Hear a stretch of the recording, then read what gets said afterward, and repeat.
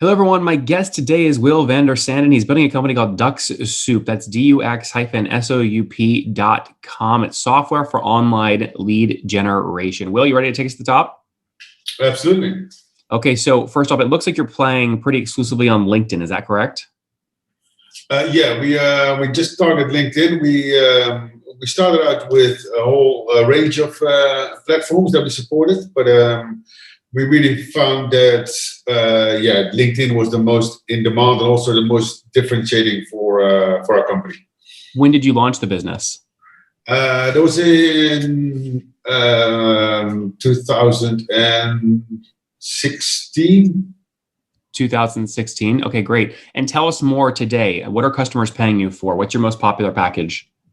The most popular pay, well, the fastest growing one is absolutely the Turbo Edition. Turbo Edition, it basically is the update that we did about 2 years ago. And apart from the initial package, which is the Pro Edition, which provides you with basic automation capabilities and importing. It also adds the automation, also the integration capabilities. And most recently, we also added drip campaigns, which are a really popular feature with our audience. And when you look across your entire customer base, what's the average customer paying you per month? The Turbo plan's $41 a month, but what's the average? The average is about $25 a month per user. Yeah. 25. Okay, so launched in 2016. Do you remember what you guys did in first year revenue? First year revenue, that must have been around $1,500, I think. Okay, that's not. Hey, it's better than zero, right? All right. Absolutely. And it was the whole calendar year. So excuse me. We actually started out in January, and so that's the whole full calendar year, and it's amazing. But so how did you, that first year, you only did $1,600 in revenue. A lot of entrepreneurs listening right now that want to launch a side gig or a full-time company, they don't know how to cover their first year expenses if they're growing their SaaS company. How did you cover your expenses that first year? The first year, well, I was basically contracting as a developer. Because I'm a software developer. I wrote most of the software of the code for Dux Soup. I just was doing this in the first in the evenings, really. That's and in the weekends, and after about a year and a half or 2 years, we saw revenue going up to the level that really the standard or the normal contracting could stop, and I could focus full time on Dux Soup. And fast forward now today, how many customers are you serving? Today, well, we got, if you include the free ones, 70,000. But if you're looking at paid customers, we got about 15,000 customers. 15? 15, yeah. Okay, so 70,000 free. You converted 15,000 to paid, right? Absolutely, yeah. How did you get 70,000 free users? What growth tactics did you use over the past 4 years? We as a tactic, we basically use pricing. At the moment, at the starting of the company, there were a lot of tools out there that were really expensive and not very functional. So we got in there with using pricing as a way of clawing a bit of the market. And we also used. Yeah, but Will, nobody knows about your pricing unless you get them to the website. How did you get 70,000 people to the website and opting in? We talked to influencers, basically asking them to review the product or to try the product, and if they like it, to review it as well. Can you name the influencer that drove you the most new users? The biggest one for us was John Nemo, I would say. Can you spell that? John who? John Nemo. It's just John as you would spell John. Nemo, Nemo. Lemo. No, N for November. Oh, Nemo, Nemo. Yeah, that's it. Yeah. And what made him, what gave him the ability to drive so much traffic? What platform did he have a big following on? The first year we obviously did not get to 70,000. First year we probably got to about maybe a few, 1,000 or 2,000. So it's not that we really had a single influencer really driving this forward. What we've seen really is that because the trend at that point was social selling and now growth hacking. That a lot of businesses were looking for tools to differentiate themselves, and they were looking at influencers to see what tools were basically going on the market. And it was a lot of those companies that consult bigger companies, or they train companies in doing social selling.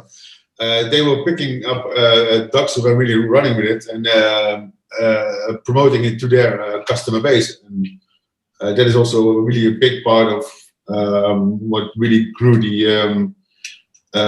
Understood. So if you're listening right now, want to copy this strategy, you look at John Nemo on LinkedIn. Okay, he writes for Inc., LinkedIn, Social Media Examiner. He's been an entrepreneur on fire. He wrote a book called LinkedIn Riches, Content Marketing. All the placements that he writes for enables him to backlink to Will's company, right? So if you want to go find your own John Nemo, you can go on LinkedIn, search for writers at these similar outlets, and go try and incentivize them to promote your product. Now, Will, that's the big question. How did you incentivize John to promote your product over a competitor's?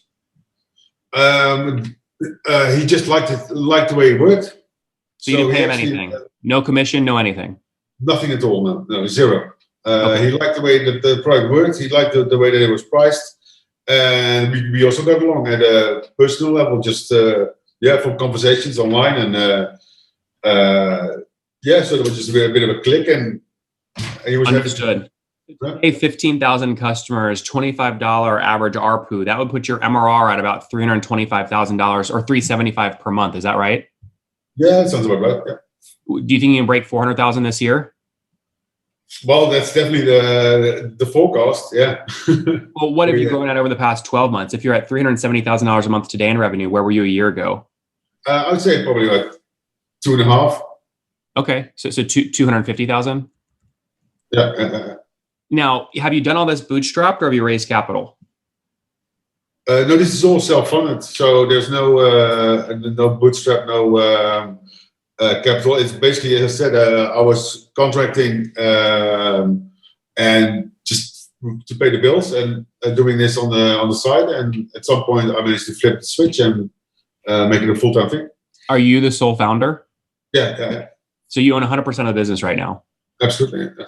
Most engineers like you, when they launch a business like this, they really struggle with marketing and sales. I mean, how did you overcome that hoop without having to give up 40% to a co-founder? Yeah. Well, I've got a background in working in other product companies, and really also working with people in marketing, and just generally being involved in also the product positioning. And so I spent, I also failed one product just before this. So I spent a lot of time really thinking on, to make sure that this was very much a self-service product, so that the end user could just download it, run it, and use it, and actually get value without anyone having to teach them or getting involved in this process. And that really helped scale the reach really of the product without requiring heavy advertising. Yeah, nice product-led growth there. What's your team look like today? How many people? With 20 people. 20? How many engineers? I would say one. There's only one engineer building the product. Is that you? Yeah, that's me. Yeah. You have no other engineers on the team? We occasionally, occasionally we basically get freelance engineers to do some additional development. Where do you hire those freelancers from? We get them from Upwork. Upwork, okay. And what's the trick to using Upwork? A lot of people have tried Upwork for developers and they get a bunch of crap out. They don't get good code.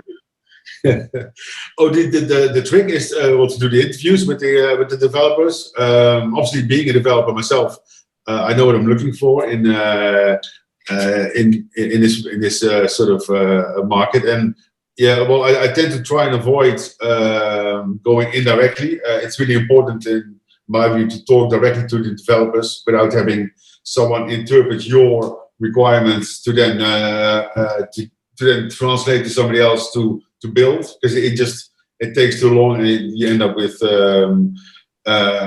long delivery times and expensive feature sets. So just hire them directly if you're able to select them yourself. So Obviously, you You will hire need to them have. directly for a very short period of time and then you let them go. You're the only full-time engineer on the project.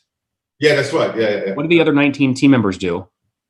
We have a few testers. We've got quite a few customer support staff, marketing staff, and well, obviously just the admin staff to do the accounts and that sort of thing. So yeah.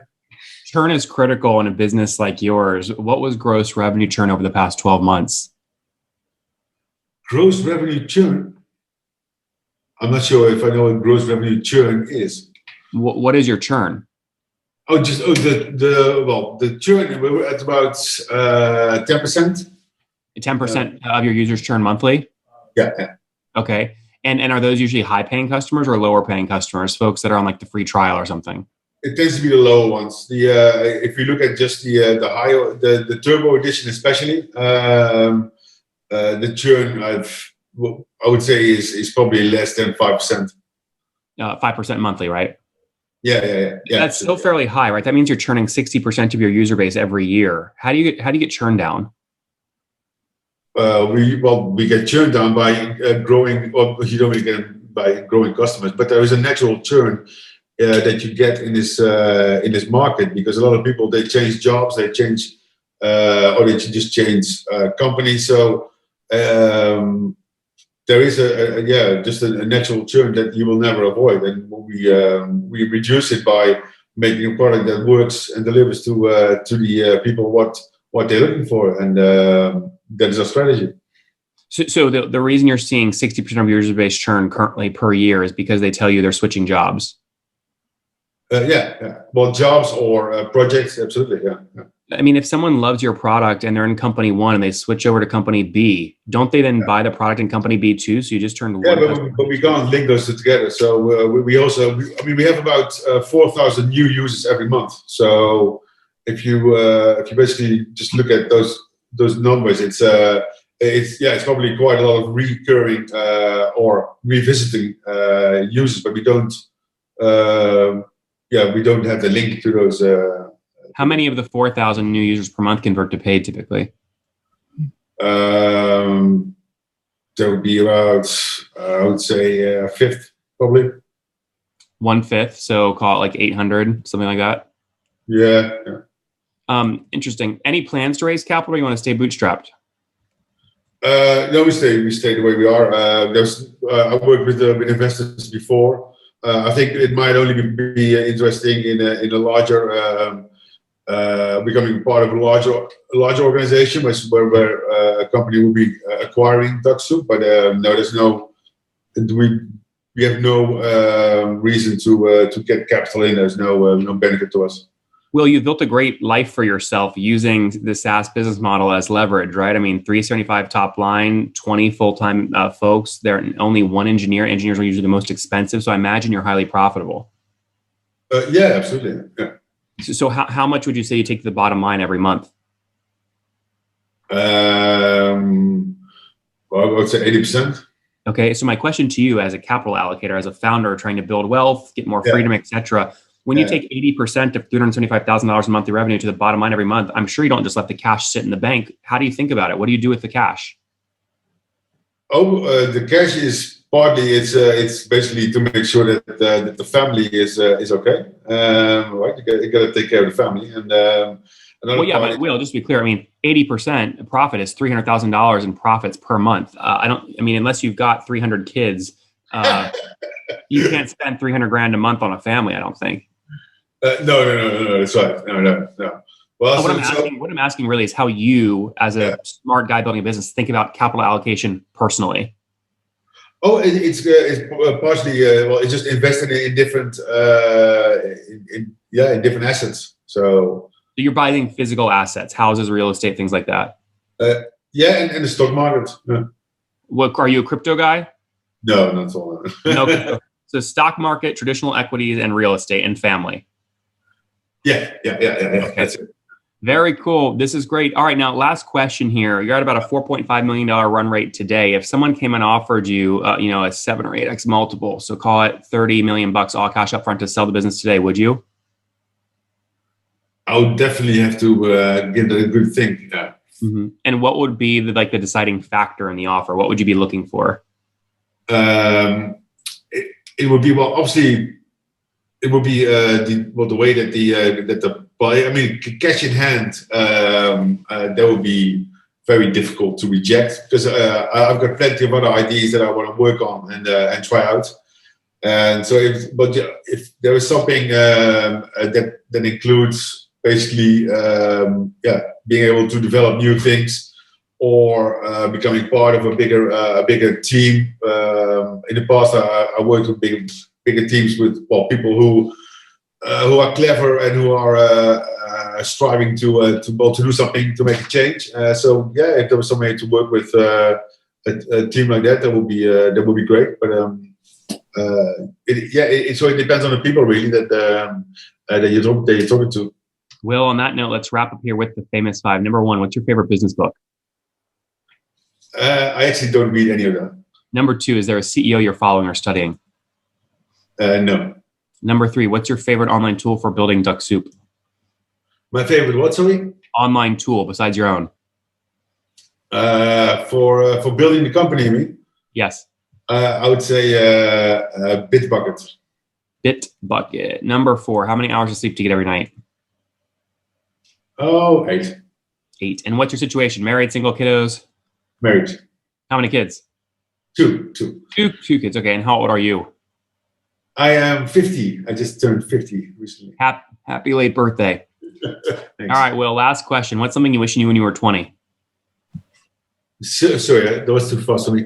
What's something that you wish you knew when you were 20? Oh, that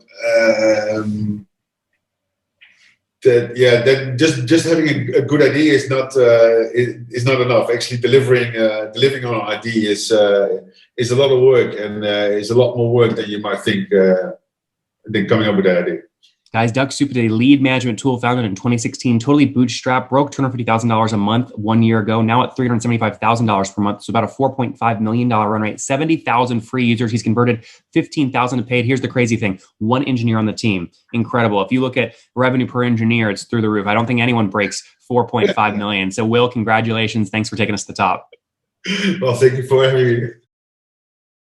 One more thing before you go. We have a brand new show every Thursday at 1 p.m. Central. It's called Shark Tank for SaaS. We call it Deal or Bust. One founder comes on, 3 hungry buyers, they try and do a deal live, and the founder shares back-end dashboards, their expenses, their revenue, ARPU, CAC, LTV, you name it, they share it. And the buyers try and make a deal live. It is fun to watch every Thursday, 1 p.m. Central. Additionally, remember, these recorded founder interviews go live. We release them here on YouTube every day at 2 p.m. Central. To make sure you don't miss any of that, make sure you click the subscribe button below here on YouTube, the big red button, and then click the little bell notification to make sure you get notifications when we do go live. I wouldn't want you to miss breaking news in the SaaS world, whether it's an acquisition, a big fundraise, a big sale, a big profitability statement, or something else. I don't want you to miss it. Additionally, if you want to take this conversation deeper and further, we have by far the largest private Slack community for B2B SaaS founders. You want to get in there. We've probably talked about your tool if you're running a company, or your firm if you're investing. You can go in there and quickly search and see what people are saying.